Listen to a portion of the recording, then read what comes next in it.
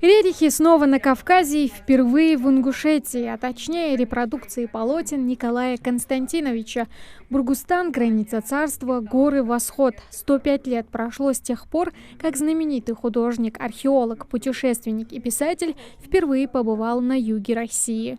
Это наши действительно выдающиеся соотечественники, борцы за мир, за культуру. Николай Константинович Рерих родился в конце XIX века в Санкт-Петербурге. Там же он познакомился со своей будущей женой Еленой Ивановной.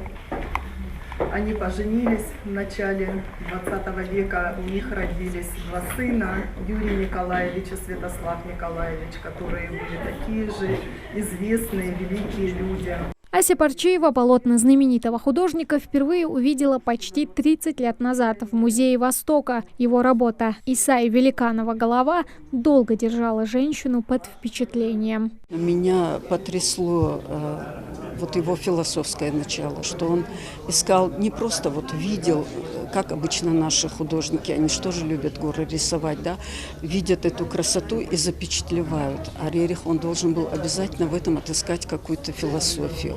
Если это образ человека, то вглядеться, мне как кажется, до его истины дойти, до его сути дойти. Картины, в которых нашли отражение образа Кавказа, книги, периодические издания и документы. По словам организаторов выставки «Рерихи и Кавказ», юг России занял особое место в творчестве Николая Рериха. Его привлекли памятники древней аланской культуры, а также достопримечательности, которые нашли отражение на полотнах. Здесь многие интересуются творчеством Рериха.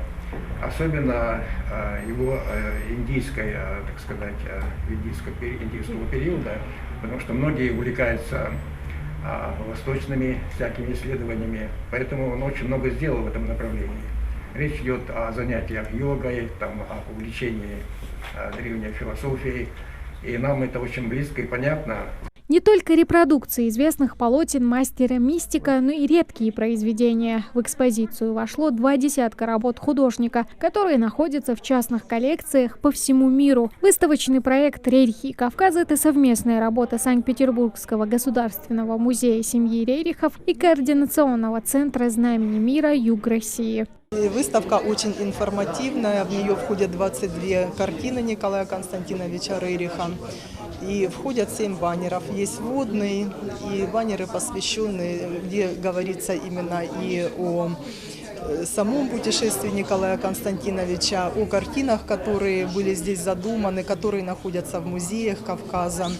На баннерах вся информация есть, ее можно прочесть, полюбоваться картинами. В Музее краеведения передвижная выставка пробудет до сентября. Значит, у поклонников творчества живописца еще есть время, чтобы увидеть репродукции картин. Тамара Хшагульгова, Магомед Дидигов, Новости 24.